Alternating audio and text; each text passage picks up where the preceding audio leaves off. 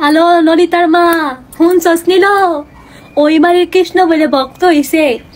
2 দিন আগে যে মায়ের পেটে থেকে বাইরে এলো ওই মায়ের রান্নাই বলে খায় না, মার হাতেরটা খায় না। এটা আবার কেমন ভক্ত হলো? হরে কৃষ্ণ কৃষ্ণ কৃষ্ণ হরে হরে, হরে রাম রাম রাম হরে হরে, হরে কৃষ্ণ কৃষ্ণ কৃষ্ণ হরে হরে, হরে রাম রাম রাম হরে হরে, হরে কৃষ্ণ কৃষ্ণ কৃষ্ণ হরে হরে, হরে রাম। দেখ কৃষ্ণ, তুই এটা করতে পারিস না। আমি তো জন্মদাত্রী মা, তুই মনে করিস না আমার থেকে তোরে কেউ ভালোবাসে। সুতরাং তুই আমার কথা শুনে, আমি যেটা করি সেটা তুই শোন। তোরা এখন এই বয়স হয়ে গেছে একেবারে যে তোরা এখন প্রসাদ পাইতে হইব। আমরা কি এখনো মরে গেছি? আমাদের এখনো কত সময় আছে। আমরা এই তাহলে পারতাম এখন ধর্মকর্ম করতে, প্রসাদ পাইতে, নিরামিষ খাইতে। তোরা এখন একেবারে টাইম হয়ে গেছে, তুই মাত্র এতটুকু ছেলে, তোরা এখন এগুলো করতে হইব। কোন শাস্ত্রে লেখা আছে এগুলা? মা দেখো, তোমার হয়তো এটা কষ্ট লাগতে পারে যে আমি তোমার অনুমতি ছাড়া আমি কৃষ্ণ প্রসাদ গ্রহণ করছি আর আমি তোমার হাতেটা এখন পাচ্ছি না। কিন্তু মা, একটু বিবেচনা করে দেখো তো, আমরা যদি এখন থেকে ভজন সাধন শুরু না করি আমাদের আর সময় কবে? আমি এখন যে আছি আমি কাল থেকে ভালো থাকবো সেটার কি কোনো গ্যারান্টি আছে আমাদের কাছে আদৌ? তাহলে মা, তুমি যে আমাকে ভালোবাসো, ছেলের জন্য তুমি এটুকু করতে পারবে না? দেখো মা, আমি এত কম বয়সে হয়তো বা প্রসাদ পাচ্ছি, তোমার এটা খারাপ লাগছে। আমি যদি এত ত্যাগ করতে পারি তাহলে তুমি কি একটু ত্যাগ করতে পারবে না আমার জন্য? তো মা, তুমি যদি একটুখানি কৃপাপূর্বক আমার সাথে তুমি ভগবানের প্রসাদ রন্ধন করে ভগবানকে ভোগ লাগিয়ে গ্রহণ করো, তাহলে কি মাইটা কি তোমার অনেক ক্ষতি হয়ে যাবে? আজকে যদি তোমাকে ডাক্তার নিষেধ করে যে তোমার মাছ মাংস কিছু খাওয়া যাবে না, মানে তোমার বয়স হয়ে গেছে, অনেক রোগ ব্যাধিতে তোমার ভরা, তো তাহলে কি তুমি সেটা ফেলতে পারবে মা? তুমি অবশ্যই কিন্তু চেষ্টা করবে যে ডাক্তারের কথাটা রেখে আরো বেশি দিন বাঁচবার জন্য। কিন্তু এই যে আমরা এত জীব হত্যা করছি, এটা কি আদৌ আমরা মানে ভালো কাজ করছি? আমাদের কি পাপ হচ্ছে না? তাহলে মা, এই পাপ কাটু থেকে আমাদের সকলেরই দূরে থাকা উচিত। তাহলে কি মা, তুমি পারবে না আমার সাথে ভগবানের ভোগ রন্ধন করে ভগবানের প্রসাদ পাওয়া, কৃষ্ণ প্রসাদ ব্যতীত আর অন্য কিছু না পাওয়া? সত্যি তো বাবা, তুই আজকে আমাকে যেটা বোঝালি, এরকম করে তো আমার কখনো আমার মা বাবা কেউ আমাকে বোঝায় নাই বাবা। আর আমি দেখিও আসি নাই যে আমাদের এরকম আদৌ করা উচিত। আজকে ডাক্তার যদি আমাকে বলতো, আমি তো সত্যি ওই সবকিছু বাদ দিয়েই নিরামিষই খাইতাম। কারণ কি, আমার বেশি দিন বাঁচতে হবে। এরকম করে বাবা কেউ আমাকে বোঝায় নাই, যার কারণে আমি বুঝতে পারি নাই। আসলে আমাদের মানে মা বাবা বা পরিবার থেকে আমরা যদি শিক্ষা না পাই তাহলে বুঝতে পারি না আমরা যে আমাদের জীবনে কোনটা আমাদের ভালো বা মন্দ। বাবা, তুই এটা কোথায় থেকে শিখলি বাবা? আমার তো এত ভুল ছিল, আমার এতদিন আমি তো বুঝতেই পারি নাই। সত্যি আমি আজকে সবকিছু ত্যাগ করে, আমি যেহেতু তোকে ভালোবাসি, আমি ভগবানের জন্য না হলেও আমি তোর জন্য আমি আজকে থেকে নিরামিষ কৃষ্ণ প্রসাদ গ্রহণ করবো। আমি তাছাড়া আর কিছুই গ্রহণ করবো না বাবা, আমি তোকে কথা দিলাম। আর কাঁদবো না আমি। আজকে থেকে আমাকে যে যা বোঝাতে আসুক, আমি তাদের কথা কিচ্ছুই শুনবো না। কারণ আমার ছেলে যে পথে গেছে তারা কেউ সেই পথে যেতে পারে নাই। আজকে তুই আমাকে যেই জ্ঞান দিলি সেটা আমি কাছ পর্যন্ত কেউ বুঝাইতে পারে নাই। সুতরাং তাদের কথা আমি কোনো কিছুই শুনবো না। তোকে কেউ বাধা দিবে না আজকে থেকে। আজকে থেকে আমি তোর সাথে আছি, আমি তোর মা। আমরা দুজন মিলে একসাথে কৃষ্ণ প্রসাদ পাবো। চল বাবা, আমরা ভোগ রান্না করি ভগবানের জন্য, তারপর সেগুলোই পাবো আজকে থেকে। বাবা দেখ, আমার সব কিছু তো আগের মানে মাছের মানে ছিল, সেই জন্য এগুলো কিছুই ব্যবহার করা যাবে না। কেননা আমরা যখন ওই আমাদের পুজো বা হচ্ছে আমরা বছরে কালী পুজো দুর্গা পুজো করে থাকি, সব কিছু তো আমরা ঘর ঝাড়ু দিয়ে সব কিছু ধুয়ে সব কিছু আলাদা করে নিই। তো যেহেতু ভগবানের সেবা করবো, তো তাই তো সেগুলোও তো করতে হবে।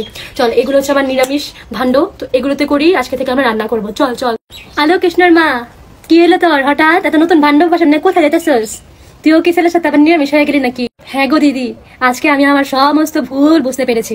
এতদিন আমি কি করেছি দিদি, তোমরাও শুধরে যাও দিদি। দেখো আর কয়দিনই বা বাঁচবে। আজকে আমার ছেলে আমাকে যা বোঝালো, এরকম তোমরা যদি একটু শোনো, তোমাদের আর মন চাইবে না যে ওইসব মাছ মাংস খেতে। দেখো আর কয়দিন বাঁচবে। ওর তো এখন কম বয়স, তাই ও বুঝে গেছে, এত দূর চলে গেছে। আর আমরা কয়েকদিন পর মরে যাব, কিন্তু আমাদের এখনো জ্ঞান হয় না। কবে করবে? আর এখন থেকে শুরু করে দাও। আমি আমার ছেলের সাথে এখন প্রতিদিন কৃষ্ণপ্রসাদ পাবো। কে কি করলো না করলো সেটা আমার দেখার বিষয় নয়। তুই যতই কস, আমার একটা প্রশ্ন আছে। তোর ছেলের জন্ম দিলি, কিন্তু তোর ছেলে কিসের জন্য তোর হাতেরটা খাইতে পারবো না? সেই প্রশ্ন তো তোর ছেলে আমার জবাব দিল না। সেই প্রশ্নের জবাব দে। দেখুন কাকিমা, আসলে ব্যাপারটা হয়েছে কি, এটা আপনাদের সবার একটা ভুল ধারণা যে ইসকনটা মায়ের হাতে খায় না। কিন্তু এটা কি আসলে এই কথাটা? না কাকিমা, দেখুন আজকে আমরা যখন বছরের অনুষ্ঠানগুলো করে থাকি, কালী পুজো দুর্গা পুজো, আমরা ঘরে সবকিছু ধুয়ে এমনকি বাসন টাসন সবকিছু সরিয়ে মানে শুধুমাত্র একদিন পুজো করতে গিয়ে আমরা হয়তো অনেক উপবাস থাকি বা নিরামিষ রান্না করি। তাহলে কাকিমা, আমি প্রতিদিন, আর সেই দিন কিন্তু আমি অনেক নিষ্ঠা হয়ে থাকি, কোনো দোকানে থেকে পেঁয়াজির কোনো তেলে ভাজা কিছু খাই না, বা হচ্ছে কারো হাতেরটাও তো আমরা খেতে চাই না, কেননা আমরা কি সেদিন উপবাস বা ভগবানের কর্ম করছি সেই দিন। কিন্তু কাকিমা, আমি তো প্রতিদিন ভগবানকে ভোগ লাগিয়ে প্রসাদ পাচ্ছি। তাহলে আমি এত কষ্ট করি, আমি কি করে তোমাদেরটা পাই, তোমাদের হাতেরটা? সে আমার মা হোক বা হচ্ছে সে যেই হোক, সেটা কিন্তু আমরা সবার ক্ষেত্রে সেই দিনটা মানি। তো আমি প্রতিদিন এত কষ্ট করছি, এত ত্যাগ করছি, তাহলে আমি কি করে পাবো বলো? আর নিরামিষ মানি বা হচ্ছে কৃষ্ণপ্রসাদ গ্রহণ করা মানি নিজেকে অনেকটা সৌজ রাখা। মানে আমার মধ্যে কিন্তু তখন ওই আমিষ আহার বা ওই সবকিছু থাকবে না, জীব হত্যাজনিত পাপকর্মও কিন্তু থাকবে না। আবার এই বিষয়টা দেখো কাকিমা, আমরা যখন কোনো পুজো করি তখন কি আমাদের যে মাছ কাটা যে দাওটা ওইটা দিয়ে কি আমরা পুজোর ফল বানাই বা কোনো কিছু বানাই বলো? তাহলে সেই মানে মাছ কাটার সেই দাটা যদি ভগবানের সেবায় না লাগে, তাহলে আমার এই মানে আমিষ রূপী মানে যে আমরা প্রতিদিন যে আমিষ আহার করছি এই মানে দেহটা কি করে ভগবানের সেবায় লাগবে বলো তো? সুতরাং আমাদের কিন্তু প্রত্যেকেরই শৌচভাবে ভগবানের সেবা করতে হবে, নিজেকে শুদ্ধভাবে। সুতরাং আমরা কিন্তু আমিষ আহার করে ভগবানের সেবা করতে পারবো না। সুতরাং কাকিমা, ইসকনটা মায়ের হাতেরটা খায় না এরকম কোনো কথা নয়। আমরা আসলে কৃষ্ণ ভজন করছি, সুতরাং এটা হচ্ছে একটা শৌচতা, যে হচ্ছে আমি খুব নিষ্ঠা সহকারে। দেখো কাকিমা, এখানে আমার স্বার্থটা কোথায়? আমার মা আমাকে রান্না করে দিবে, আমি শুধু প্রসাদ পাবো, এটা তো আমার আয়েসের ব্যাপার, তাই না বলো? আমি কেন কষ্ট করে নিজে রান্না করতে যাব?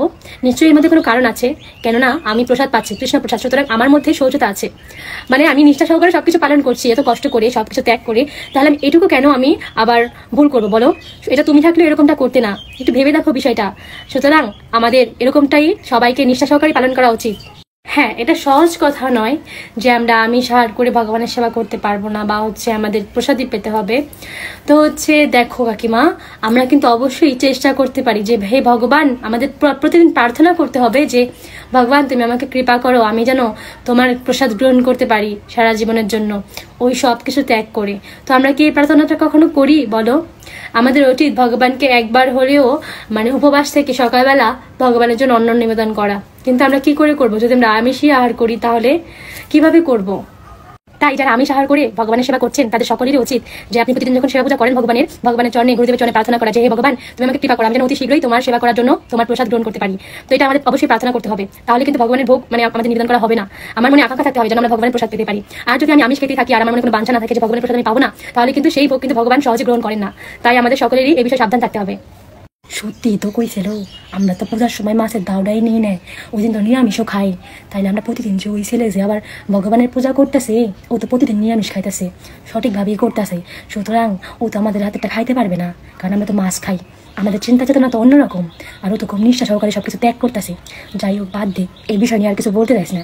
আমরা জীবনে আমিষ ছাড়তেও পারুম না, সুতরাং ওরা ওদের মতো করুক, যা ইচ্ছা করুক, আমাদের কিছু বলার দরকার নাই, বুঝছো? তোমরা যখন আর শুনবা না, করো মায় পুঁতে করো, সবকিছু যেরকম ভালো হয় করো। আর আমরা তো এই সবাই পারুম না, কারণ কি অবশ্যই আমার এখনো বয়স হয় নাই, মাত্র 55 চলতেছে এখনো। দেখি যদি আবার পরে হয়, হবে কোনোদিন, কিন্তু এখন সম্ভব না বাবা, তোমরা করো। হরে কৃষ্ণা, সকালে সেই চরণে প্রণাম। তো এই ভিডিওটি আপনারা কোনো মানে খারাপভাবে নেবেন না। আমি এটা আসলে আমার আশেপাশে যেরকমভাবে আমি দেখি সেরকমই কিন্তু আমি ভিডিও বানানোর চেষ্টা করেছি। কেননা আমাদের আশেপাশে গ্রামগঞ্জে বিশেষ করে যখন কোনো ছেলে একা প্রসাদ পেতে যায় তখন কিন্তু তাকে এরকম সমস্যায় ফেস করতে হয়। সবাই তাকে নানাভাবে অনেক কিছু বলে থাকে, তো তাকে কিন্তু এইসব কথা শুনতে হয়, তার মায়ের থেকেও শুনতে হয়। কিন্তু আসলে আমাদের যারা মায়েরা আছেন তারা কিন্তু অনেকেই আমাদের আসলে আমরা এরকম বুঝতে পারি না, আমাদের শাস্ত্রীয় জ্ঞান না থাকা কিন্তু আমরা এরকমটা করি। যেমন আমাদের ছেলেরা যখন প্রসাদ পেতে যাবা ধর্মীয় অনুষ্ঠানে যায় তখন কিন্তু আমরা তাদের নিষেধ করি অনেকেই, যে না আমার ছেলে গেলেই ওখানে ভক্ত হয়ে যাবে। কিন্তু দেখুন, আপনার ছেলে ভক্ত হচ্ছে মানে আপনার থেকে সে অনেক উন্নত স্তরে আছে, কেননা যেটা আপনি এতদিনও পারেননি আপনার ছেলে কিন্তু এই বয়সে সেটা করছে। সমস্ত মায়েদেরই উচিত তার ছেলেকে এরকমভাবে সহায়তা করা যাতে কেউ সমাজের কেউ তাকে অন্যরকম কথা না শোনাতে পারে। দেখুন, আজকে যদি আমাদের ডাক্তার বা কেউ যদি বলে থাকে যে হচ্ছে আমাদের এখনই নিরামিষ খেতে হবে, মাছ মাংস সব ছেড়ে দিতে হবে, আমরা কিন্তু তাই করবো। কিন্তু ভগবান আমাদের যে বলেছেন সেটা কিন্তু আমরা কোনো গুরুত্ব দিচ্ছি না। আর আরেকটা কথা কি, দেখুন আমরা এটা অনেকেই বলে থাকে যে আমাদের গ্রামে সাধারণত মানে এরকম হয়েছিল, আমরা যখন প্রথম প্রসাদ পাই আর আমাদের গ্রামে আমরাই প্রথমে প্রসাদ পাওয়া শুরু করেছিলাম, তো ইসকনটা মায়ের হাতে খায় না এই টপিকটা হচ্ছে অনেক গুরুত্বপূর্ণ। যে কেন খায় না, আদৌ কি সেটা সত্যি? না, এটা কিন্তু একদমই সত্যি না যে মায়ের হাতে এটা খায় না, এরকম কোনো ব্যাপার নেই। যে জন্ম দিয়েছেন আমাদের মা, হ্যাঁ তিনি তো অনেক শ্রদ্ধেয় আমাদের সবার কাছে। তো দেখুন, জাগতিক যারা আছেন তারা কিন্তু অনেকেই মা বাবাকে ভাত দিচ্ছে না বা অনেক অত্যাচার করছে, বাড়িতে থাকতে দিচ্ছে না। কিন্তু কি দোষটা কি পড়ে যে আমাদের ভক্তরা মায়ের হাতে খাচ্ছে না? দেখুন, সে কিন্তু মাকে মেরে তাড়িয়ে দিচ্ছে না, মা বা ভাত দিচ্ছে না, এরকম কোনো ব্যাপার নেই। হ্যাঁ, সে কি করছে, সে নিজে রন্ধন করে ভগবানকে ভোগ লাগিয়ে সেও পাচ্ছে, মাকেও পাচ্ছেন। তাহলে এর থেকে আর বড় কিছু কি হতে পারে যে আপনার ছেলে এত কিছু করছেন? এটা কোনো মা যদি তার ছেলেকে ভালোবেসে থাকে অবশ্যই ভালোবাসার সহিত ছেলেকে এরকম সাহায্য করা উচিত, যে আমার ছেলে কৃষ্ণ ভজন করছে, আমারও উচিত, এখন আমারও বয়স নেই, সুতরাং আমারও উচিত তার সাথেই শুরু করে দেওয়া কৃষ্ণ ভজন। সুতরাং আপনাদের এটা সমস্ত মায়েরা মাথায় রাখবেন যারা এখনো প্রসাদ পান না, যে আপনাদের ঘরে যদি এরকম কোনো হয়ে থাকে যে আপনার ছেলেরা প্রসাদ পাচ্ছে, অবশ্যই তাকে অনেক সহায়তা করবেন, সাহায্য করবেন। নিজে যদি প্রসাদ নাও পেতে পারেন আপনার ছেলেকে অবশ্যই কোনো কটু কথা শোনাবেন না। হ্যাঁ, এই ভিডিওটি নিয়ে যদি কারো কোনো প্রশ্ন থাকে আপনারা কমেন্ট বক্সে লিখবেন বা আমাকে ইনবক্সে জানাবেন। আমি যদি আমার এই ভিডিওতে কোনো মানে সংশোধনের ব্যাপার থাকে আমি আপনাদের পরবর্তী একটি ভিডিও নিয়ে কিন্তু সংশোধন করে দেখাবো, মানে ভিডিওর মাধ্যমে। তো আপনারা আমাকে ইনবক্সে বলতে পারেন। যদিও আমি তেমন মানে শাস্ত্রীয় জ্ঞান নেই আমার মধ্যে, আমি চেষ্টা করছি মানে আমি আশেপাশে যা দেখছি সেটা নিয়ে কিছু ভিডিও বানানোর চেষ্টা করছি। তো আপনারা সবাই ভিডিওটি ভালো লাগলে অবশ্যই লাইক, কমেন্ট এবং শেয়ার করে দিবেন যাতে অন্যদের কাছে পৌঁছে যায়, আর যাতে সবাই সতর্ক হয় এই বিষয়ে। আর আমার ভুল ত্রুটি হলে অবশ্যই মার্জনা করবেন। হরে কৃষ্ণা।